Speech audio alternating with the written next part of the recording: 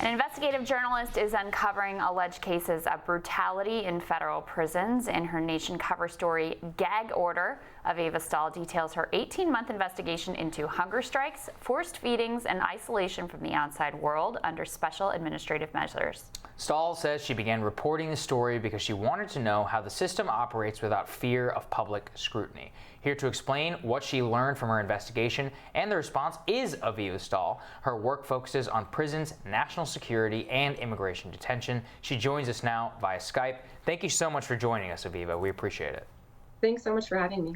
So, Aviva, tell us just why you were inspired to highlight this case in particular, and what you think it tells us about the criminal justice system.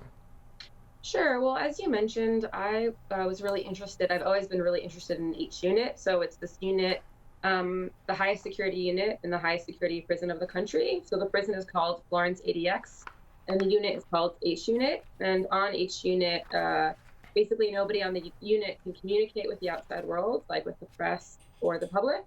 And the public and the press can't find out what's happening on the inside. I just always thought it was really interesting and concerning that there was a part of the prison system that I couldn't access. And when I had the opportunity to write about what was happening there, I was excited to do that. So what did you discover?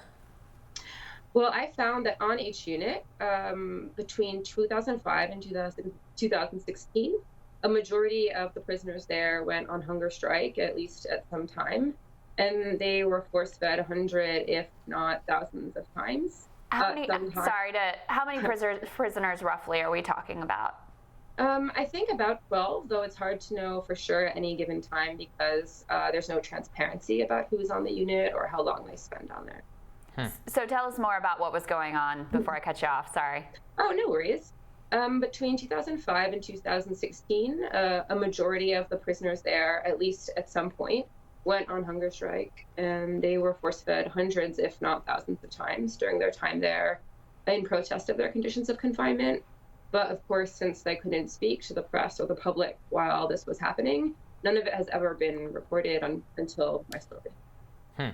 And so what is the Bureau of Prisons supposed to do in a situation where somebody goes on hunger strike? I mean, force feeding is obviously barbaric, it looks terrible, but you also can't let somebody die in custody. This is something that they faced at Guantanamo Bay too. Are there alternative options that they can take? Because you can't necessarily just give in to the demands of prisoners. Right. Well, I think an important thing to note is that according to the American Medical Association and according to the World Medical Association, force feeding is contrary to medical ethics if the prisoner is deemed to be mentally competent, which means that if a prisoner hypothetically decides to hunger strike to the death, it's medically, regardless of whether they're close to death or not, it's like medically unethical for a physician to intervene.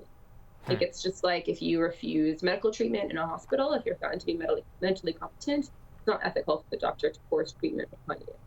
Interesting. So I think that's one important thing to know. And then I guess the second thing is just to examine critically, well, what were they demanding?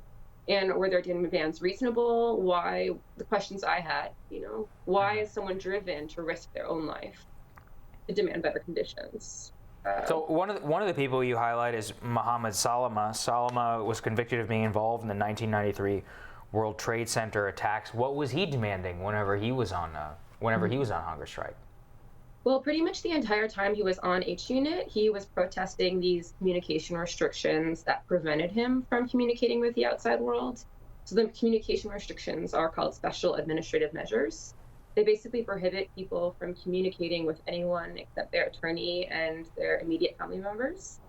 And then those individuals, their family members and their attorneys, are prohibited from repeating anything that person has said, which is why for anyone on H unit, if they were on hunger strike now, it would be impossible for us to find out because nobody could communicate that to us. Yeah.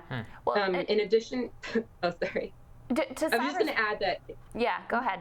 Oh, I was just going to add that in addition to those communication restrictions, people on SAMs often have restrictions on what they can read. So, when Mr. Salama first arrived on H unit, he could only read newspapers that were 30 days or older.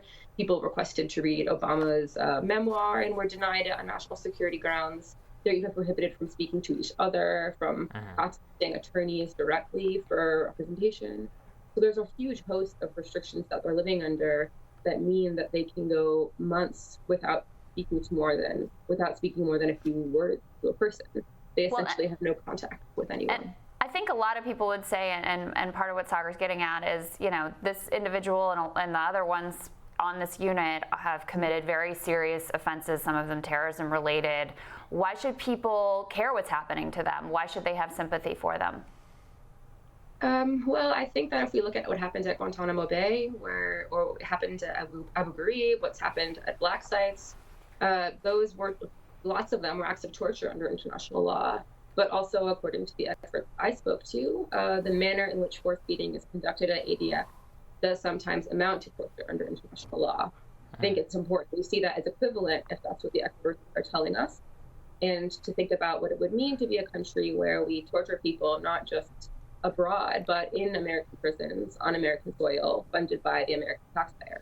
Well, Aviva, force feeding aside, many of these special administrative measures are probably put in place for a good reason for people like known terrorists, so they don't communicate with other jihadists, and so they don't disseminate propaganda, or they don't use hunger strikes in order to push a political agenda and then bring attention to that which can be used by ISIS and other organizations.